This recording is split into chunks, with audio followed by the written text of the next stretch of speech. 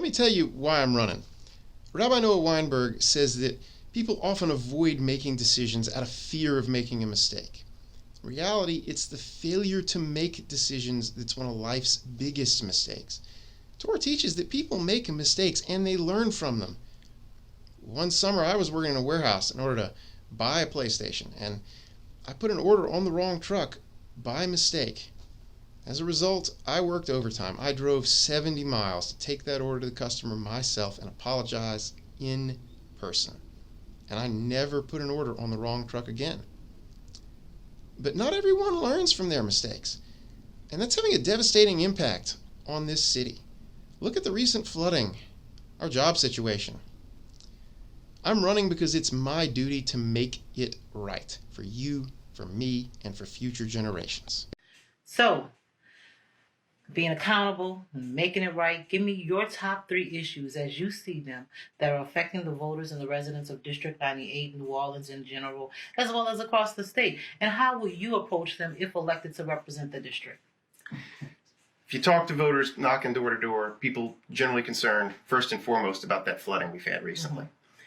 Second, they're concerned about education and general opportunities in the district. And third, they're concerned, they don't feel safe. So let's hit them one after the other. Okay. In terms of the drainage and the infrastructure, I have an engineering background. If you're driving a recent car from anybody other than Honda or Tesla, that cruise control system is something I helped invent. So you're already trusting me with your life, by the way. I also have a JD from Tulane, graduated magna cum laude. I have an MBA from Tulane. So I have a different skill set coming into this. And I think part of the problem we have is that it's not that you don't need any lawyers in the legislature. It's that we have a team with no experiential diversity.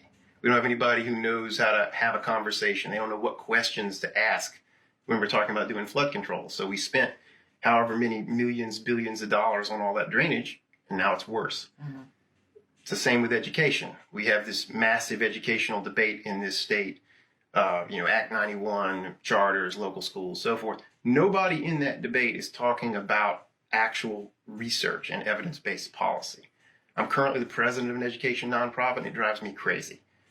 I am friends with John Hattie. He wrote a book called Visible Learning. It's 4 politicians. It summarizes like 50,000 evidence-based education studies. Not a soul in this state talking about that.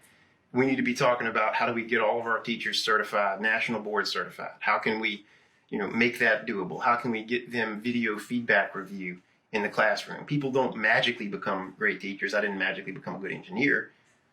We need to make sure there's a support system in place. And we need to stop fighting over power and control, and let's focus on results.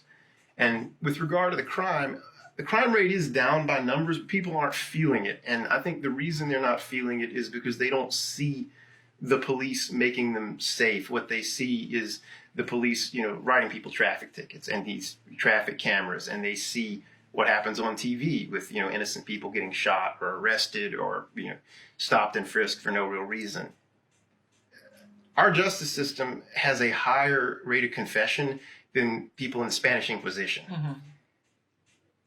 The police aren't working, and they're not working for the public. What they're doing is they're arresting people and locking them up so the people running the private prisons can make a buck. We need to completely revamp that system. We need to separate out, nonviolent crime, particularly drugs. That needs to be treated as the medical issue it is, not as a crime. If you're criminalizing it, people aren't going to get treatment. And we need to focus the police on, dangerous, violent crime, not on, harassing people and violating their rights. Okay.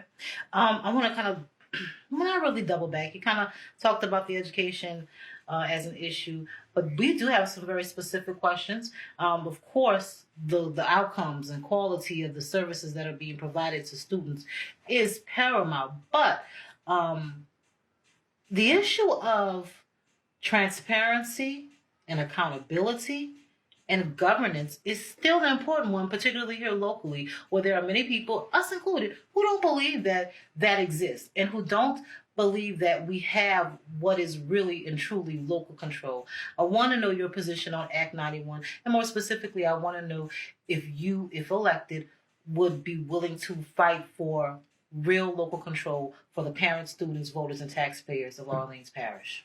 So Mayor Cantrell has a pledge as part of her Fair Share initiative that you will fight for local control. I was one of the first candidates to sign that pledge.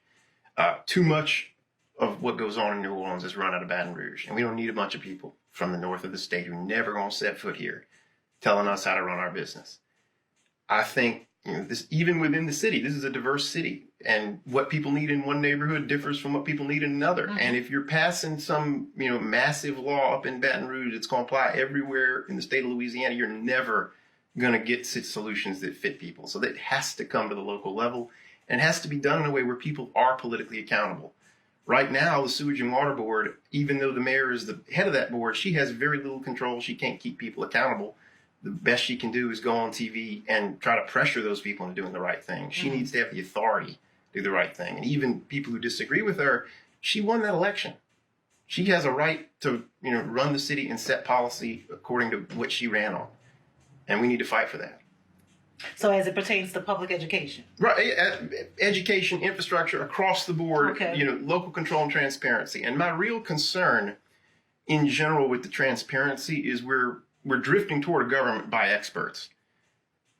Part of the reason I got in this race is I'm tired of showing up or calling politicians and saying, hey, this is a problem. I have some knowledge in this area. Let me help you. They don't listen. They don't respond. And then when you ask them, hey, why'd you vote this way? Well, so-and-so on my staff said this was a good idea. Or I found this guy who testified real credible. They got no clue of any of the actual evidence involved in the issue. They aren't making a decision that they can be accountable to voters for. Gotcha. I've got a research background. I can show up and explain why I made a decision, and if I screw up, I'm going to apologize.